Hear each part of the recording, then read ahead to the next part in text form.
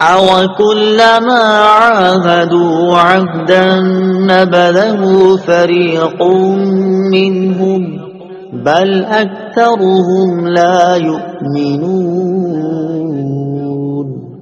ترجمہ: اور جب کبھی انہوں نے کوئی عہد کیا تو ان میں سے ایک گروہ نے اس عہد کو پھینک دیا، بلکہ ان میں سے اکثر مانتے ہی نہیں۔ عاہدوا عہدن، انہوں نے عہد کیا۔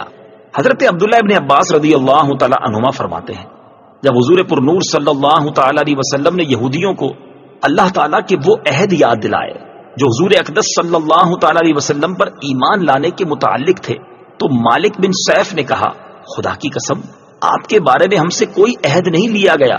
اس کے جواب میں یہ آیت نازل ہوئی اور فرمایا گیا کہ یہودیوں نے جب کبھی کوئی عہد کیا تو ان میں سے ایک گروہ نے اس عہد کو ویسے ہی پیٹھ پیچھے پھینک دیا، بلکہ ان میں سے اکثر یہودیوں کو تورات پر ایمان ہی نہیں، اس لیے وہ عہد توڑنے کو گناہ نہیں سمجھتے اور نہ ہی اس بات کی کوئی پرواہ کرتے ہیں۔ بعض مفسرین نے فرمایا کہ یہودیوں نے یہ عہد کیا تھا کہ جب نبی کریم صلی اللہ تعالی علیہ وسلم کا ظہور ہوگا تو ہم ان پر ضرور ایمان لائیں گے اور عرب کے مشرکوں کے خلاف ہم ضرور ان کے ساتھ ہوں گے۔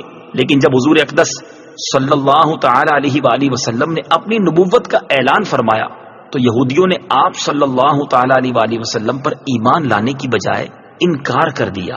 اس پر یہ آیت نازل ہوئی۔